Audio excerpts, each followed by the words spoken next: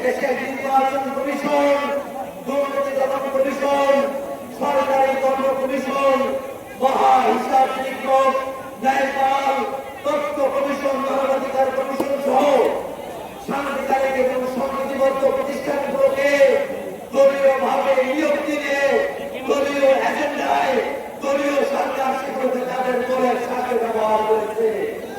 অতএব আমরা দাবি জানাতে চাই, বাংলাদেশের সংবিধিবদ্ধ এবং সাংবিধানিক প্রতিষ্ঠানগুলোতে নিয়োগ কাঠামোয় পরিবর্তন নিয়ে এসে সমন্বিত নিয়োগ কমিটির মধ্য দিয়ে, সিলেকশন কমিশনের মধ্য দিয়ে এই প্রতিষ্ঠানগুলোতে নিয়োগ সম্পূর্ণ করতে হবে।